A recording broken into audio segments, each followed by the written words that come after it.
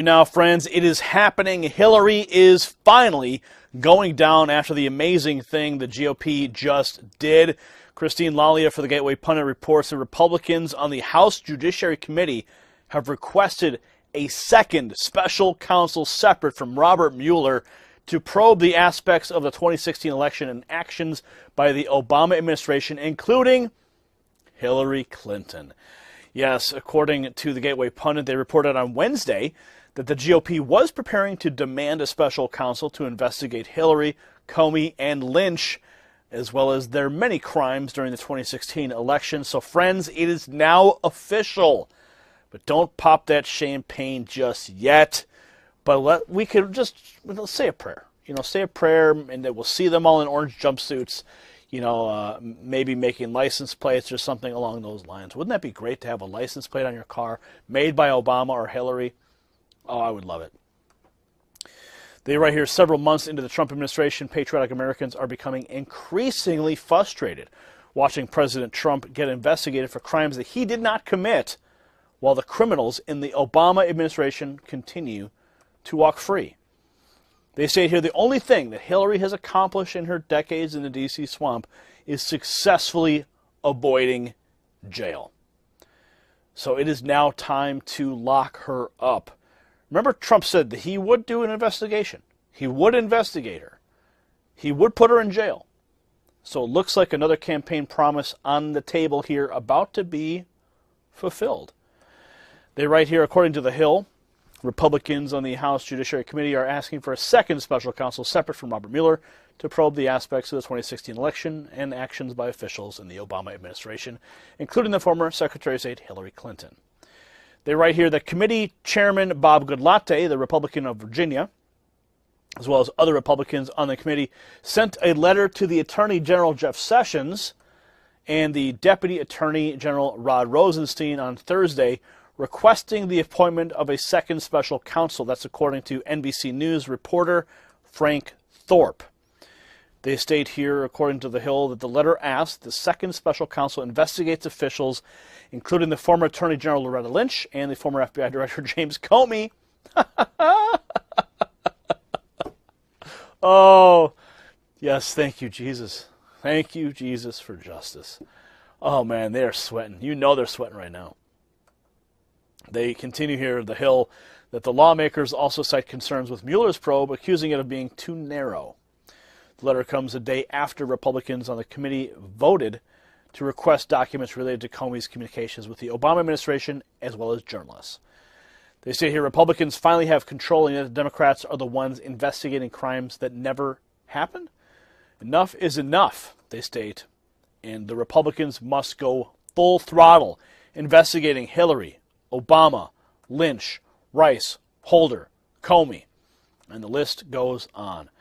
They state here the only reason why the Democrats started the Russian hoax was to deflect from their own crimes, and the fake news media is complicit in those crimes. So if you're as excited as I am, hit that share button.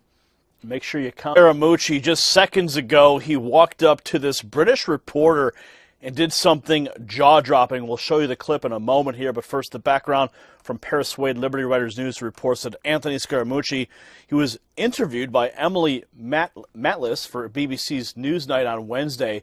The 11-minute interview touched on a bunch of subjects and introduced bizarre remarks about the White House communications director. Watch now, Scaramucci in action. Tell us first of all, Anthony, what we should understand of the relationship with Jeff Sessions now. Will he stay the Attorney General? Oh, I think those are both two principles, and so as the communications director, it would be inappropriate for me to get in the middle of that. And so I think this will resolve itself over the next week or so. Certainly, I think what I would say to my colleagues here and cabinet members is that if you really understand the president's personality, he's a very straight shooter. He likes to express himself. He likes to let people know how he feels. Sometimes it's a tough conversation. He's had some of those conversations with me during the campaign. Why isn't he having that conversation with Jeff Sessions? Why is he tweeting about it, letting rumor take over? I think part of his nature is that he's a very tough person. And I mean by tough, I mean it in a good way. He's really trying to use the bully pulpit and the Oval Office and his presidency to execute an agenda on behalf of the American people, and this is a very tough town. You think And Jeff there's Sessions will stay? Will he be in the job this time next week? Do I think he will stay? It'll be up to the president. I think Jeff Sessions is. You'd like to see him stay? Would I like to see him stay? Again, it would have to be up to the president. I don't want to interrupt whatever is ultimately going to be the outcome between Attorney General Sessions and the president. I like both people a great deal. I worked with Attorney General Sessions on the campaign. Obviously, I'm a huge supporter of the president and his agenda. But what I would say to my colleagues here, have a tough exoskeleton, be a tough person with a strong backbone. At some point, they will meet. I think Sarah said that they didn't meet yet. But does having that skeleton mean allowing the President of the United States to be rude to you, to call you beleaguered, to basically slag you off in a public forum? Okay, so you're from Great Britain, but I'm not from Great Britain, okay? I'm from a town that's right on the border of Queens, okay? And the President grew up in Queens. Okay, so we have a little bit of a different communication style. It's a little bit more direct. It's probably a less subtle and polite, but you don't think that politicians in your hometown are hitting each other left and right? Now, they may be hitting each other in a more subtle way. I sort of like the more open approach. You know, one of the things I cannot stand about this town is the backstabbing that goes on here, okay? Where I grew up, in the neighborhood I'm from, we're front stabbers. We'd like to tell you exactly where we're from and what we're doing. And so to me, if you can handle the president's personality and you can handle his temperament, which I happen to love, then you're going to do great with the president. I just want to... Oh, man. He called Emily Mattis later on in the interview. He called her an elitist, and it went head-to-head. He said that that Trump was a front stabber in the way that he attacks people.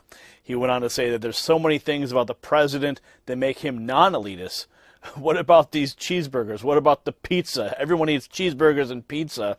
What are you talking about? The astonished journalist asked. No. See, he said, you're coming across a little bit elitist, he fired back. Now, that's later on in the interview. You can actually see the full clip in the description. But the fact that he's like, look, me and Trump, we grew up in New York, and this is how we do things. We're not as polite as you guys over there, eating your crumpets and your tea or whatever you guys do in Britain. I mean, look, Scaramucci has his faults, but you gotta love this, like, New York attitude, like just overturning all the action in Washington, D.C. He's like, I hate this place. He's like, everyone's a bunch of backstabbers over here. I mean, it's so true. And if you think about Priebus, you think about Spicer, right? These guys, they're GOP. They're GOP, cut from the cloth there. You know what I'm saying? So when you bring in these New York businessmen, they don't play like the politicians. They don't talk like the politicians. They're going to be blunt. They're going to hit you in the face, okay? They're not going to wait till you're walking down the stairs and push you like these other politicians do, okay? At least they'll tap you on the shoulder and punch you in the face, right? And then they'll push you down the stairs. They're right here. Scaramucci went back to explain he didn't mean to offend her and then apologize for the remark. He even explained that he likes the president's direct way of dealing with things because he's from a town right on the border of Queens, and the president grew up in Queens.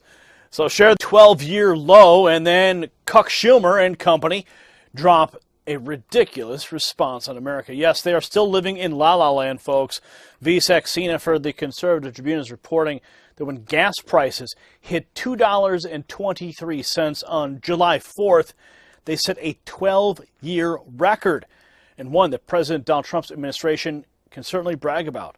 Quote, the last time gas prices were this cheap for the Independence Day holiday was back in 2005. That's according to the American Automobile Association, who announced that on that morning. Quote, today's price is 3 cents less than a week ago, 15 cents less than a month ago, and 4 cents less than this day a year ago. However, the New York Senator Chuck Schumer seemed completely oblivious to this when he appeared on Sunday's ABC's This Week to talk about the Democrat Party's flawed plan for winning back voters. They write here that apparently the plan involves changing the ways companies can merge, because allowing large oil companies to merge is, as an example, hurts workers and prices, he claimed. They also claim that he bases his theory on his inaccurate belief that gas prices, well, they never drop.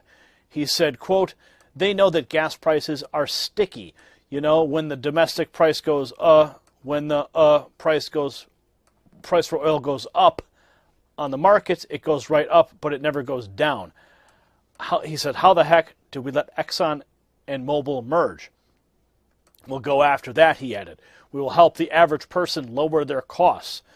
As usual, the flip-flopping dope was wrong on all counts.